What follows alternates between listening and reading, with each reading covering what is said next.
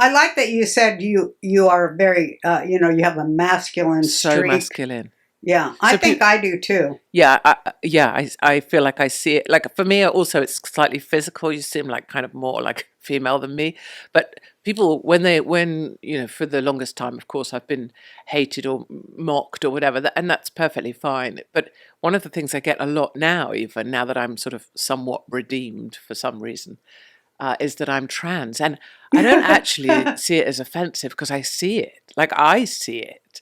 I have no boobs. I'm kind of, tougher appearing, and I have this low voice, and I totally see it. I'm not. Although I do say, I mean, I don't know to what depths of depravity we want to go to today. All the depths. All of the depths. All of the That depths. was permission I Yes. just got. I used to talk to Carrie Fisher about it, and she said, we would always talk about how we had a masculine side to our writing and our being and stuff. Our way. Yeah. And well, they say in life that your nose and your ears keeps growing, right? Right. Which means by the time if I survive any longer, I'm going to look like a bloody African elephant, which pisses me off.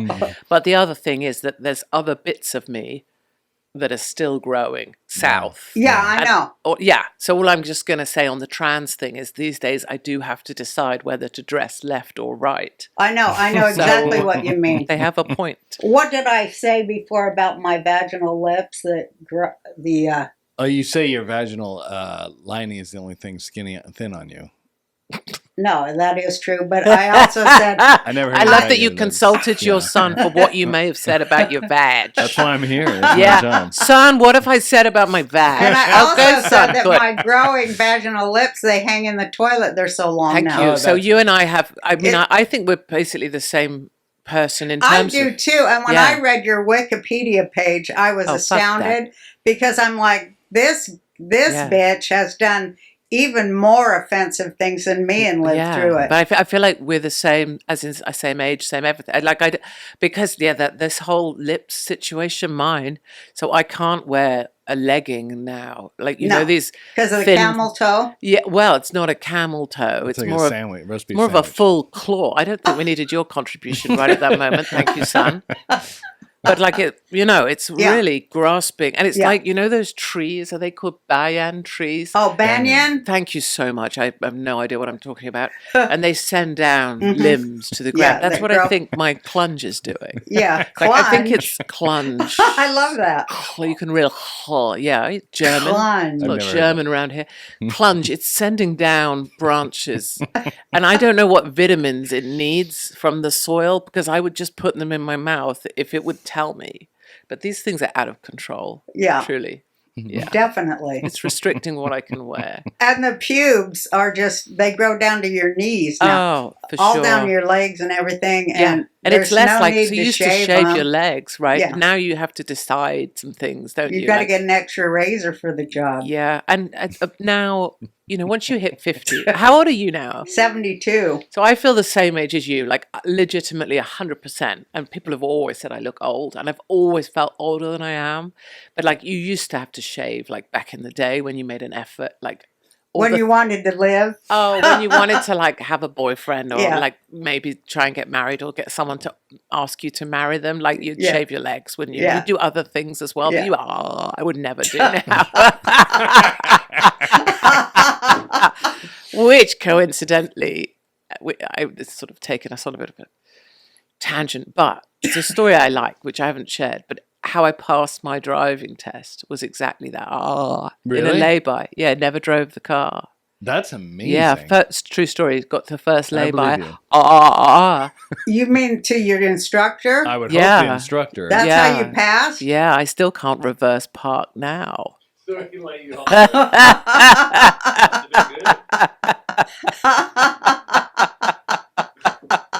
So yeah, these bits of me are long. And so I do feel I feel masculine, and I think I have a masculine sense of humor. Right? Yeah. So, which is probably also what because I don't find women that funny. I don't either. No. For fuck's sake. It's so tired. Oh, isn't it? Yeah. It's just tired. The victim thing. It's and teetering on the edge of things, and sort of being being.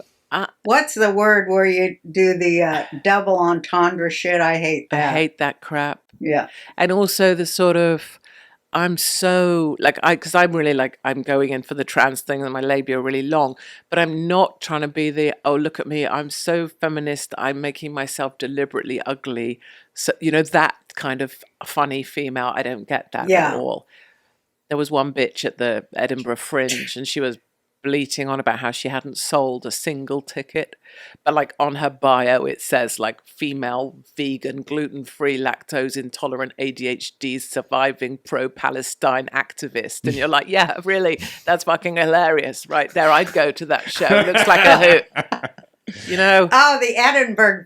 That's where. Oh, there you go, Edinburgh. Yeah, sorry, I forgot the correct. Oh my God, they tried to get me to come over there for several years. And I was like... Did you tell them to stick it up their ass? I'm like, you guys ain't funny. You're not funny. Where do comics go over there? You're not funny. I love that. Nobody's I love you funny say that. there. No, but they're all... It's a mafia. Yeah, it's a clique. It is. And they want to stay inside the clique.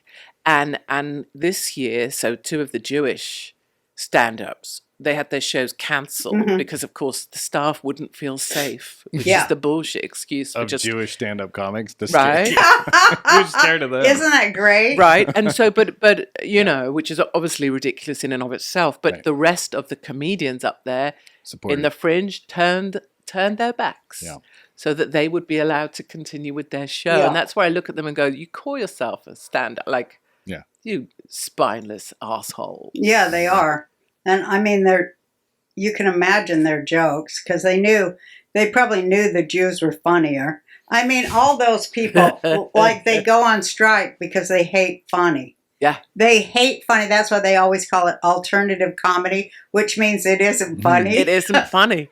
And they just sit there almost sort of self-congratulating is what it feels like. It's let's all get in a room masturbation. and that's all it is. That's so funny. I was about to say, let's all sit together and wank each other off. That is what it is. Yeah, and they come out of there feeling like, oh, that was good. We all had a wank. Yeah. And then we look in from the outside and go, oh my God.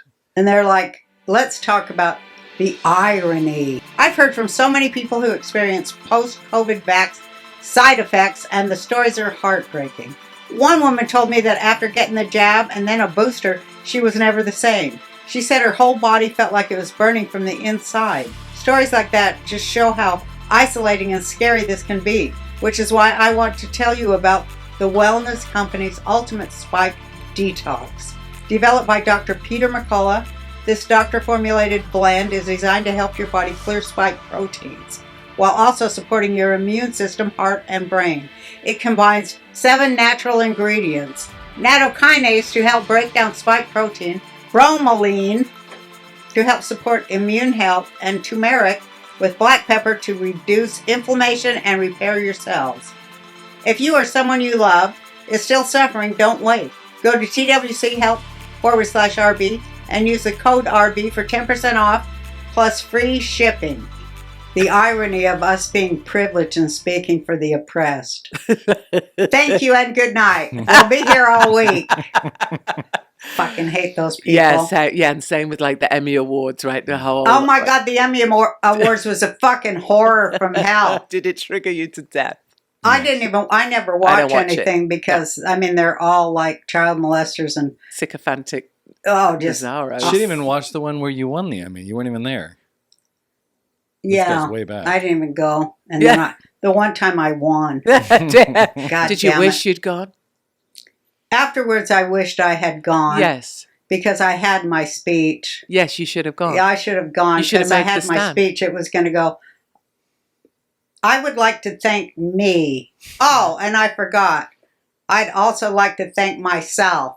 And, I'd like to thank I. Thank you and good night. You should have done it.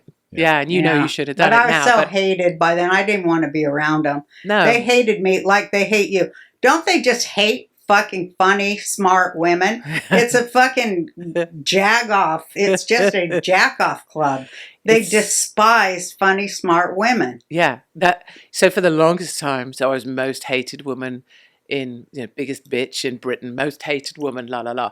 And then there's been this weird, in the last 5 years, amongst decent, ordinary people who've had enough, that I've had this kind of redemption where I'm allowed to exist. And not only that, they'll come and sell out everything I do, which has just been, I'm so bloody lucky to have lived long enough to have that bit. Yeah. But the being actually hated by everyone, and the understanding for people that didn't question it or just went along with it was, yes, she's hated because she's a bitch and she's terrible and you could spit at her in the street. And that hatred just was permeated everywhere. And I was never of the inclination to try and correct the record. Mm-hmm. I never, some friends would say, but they'd say, we should try and let people see the real you. If they saw the real you, they'd really like you. And actually, I always thought, well, fuck them. Yeah.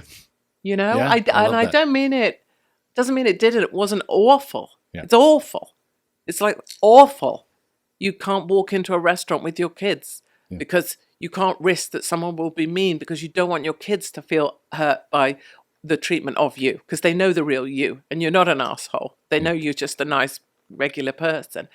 But there was a big part of me that used to just think, no, I'm not going to correct you. I know who I am. Yeah. That's a lot of strength. Yeah.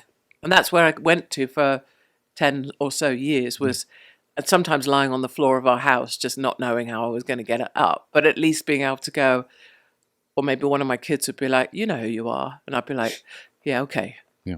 But, and now. Are you a believer? Yes. Did you get strength from that? Yes, but in a sort of, I believe, I'm certain of lots of things. I'm not in any way trying to convince anyone else of what I'm certain of. But you have the strength inside. But I know that my end day is already decided for sure. I know that your path in life, I think, is already set. Like for me to be here today, I would definitely believe that's supposed to happen. Oh, yeah. Because how would you be just up the road at the same time as how would you cross paths with lovely Laura and then blah? Like, so I believe all that's set. And I believe the more that you, which I did, arrive here without a plan, really, the clearer your path becomes if you just follow it. And sometimes you're not sure of it. And sometimes it seems like it might be the wrong path. Well, you have to accept that as well. Right. So it's that kind of faith. It's a very kind of open, fluid thing. Yeah. It might be over forgiving and over permissive. And many people, I'm sure, would disagree with much of my life and consider it to be not conservative or Catholic or Christian or whatever the correct thing is at all. But I know I'm a big believer in all that. Just because you blew your driving instructor? No. I blew my driving instructor. I stole people's husbands. You know, I have a track record of being quite unsavory in certain departments. One of my favorite things you did is to gain and lose 30 pounds just to show obese people how easy it was to go on a diet. What a cow. Can you even imagine? What a bitch. So what happened? And did it on TV because fat people, because of fat acceptance. Fat people, yes. So there was a whole thing. This is when I love you so much. I remember this. Oh my God! So live. What had I done? I'd done something, and they were wanting ideas off me. So the UK, we have this healthcare system that you just always pay in, right? Everyone pays in all the time, but you never really kind of use it yourself if you take a little bit of care of yourself, really. But unless, all things can happen to anyone, of course. But so certain people just eat themselves to the size of a fucking planet, but then have no conception of why they might be fat. Like, not my business. You're fat? Not my problem. Not my business. You want to be fat? Brilliant. You be as fat as you want to be. But equally, don't say, oh, I need a new hip because I've got bad hips. No, you're a fat ass. So pay for your hip. Or like, oh, being fat runs in my family. No, it doesn't. Nothing has ever run in your fucking family. That's half the issue, right? So fat people kind of piss me off because they wouldn't own their shit. I'm so big on owning. I own everything that's ever happened to me. The worst, picking up a cunt award. I own all of that because I brought it on myself. Yeah. So that's really my sort of founding principle is own everything that happens to you because it's a lot better that way. Yeah. So that was my thing. And I went into how it goes with production. And they were like, so have you got any ideas? And I was like, do you know what? Fat people are pissing me off. You know what I'm going to do? I'm going to put on half my body weight. In 3 months, I'm going to lose it again just to show that if you did want to do something, you could. Mm-hmm. And they went, great. And it was commissioned in 2 weeks, which you'll know never happens. Yeah. So yeah, I did it. And if I hadn't been filmed, I would have absolutely failed and dropped out because it was disgusting. It was the most disgusting thing. What, to gain 30 pounds? Oh my God. Well, it was 40, close to 40 in the end. So yeah, I went from what we would say 10 stone, up to nearly 15 stone. So like half of me again. And I had this great idea, like it was all going to go on my tits. I was like, yeah, this is going to be great. And I started looking at bras and things, thinking like, I have a bit of a boob thing. But it didn't. It all went here. Yeah. And this massive gunt, this huge gunt that started from here and just went out, down, and then in a round just above my vag, which I lost sight of for that time. It was terrible. Yeah. What did you eat? Well, everything all the time. You had to get in, 5 or 6 big meals. So you go to bed sick, wake up sick, eat more sick. There's just a lot of Mom? puking. Yeah, you probably have no idea about any of that at all. I imagine being such a healthy person as yourself. I go up and down. Yeah. Like it's But just this too is much. small, you now, right? Well, kind of medium. You look me. small. I've been smaller, but This yeah, is a I good have small, the isn't it? obsession for food, Bill. Do you? It's Could the you eat it? obsession. Yeah. Can you still eat it now, or you can't eat it? Not now. No. But when I get into the hibernation mode, Yeah. where I Then don't come out of my room and then it's you just just all eat. about food. Yeah, but then how do you get the food? Do you bring it? No, I'll go she to the doesn't do this store. anymore, You'll yeah. go to the store and get it. Yeah, or deliver it in. Yeah.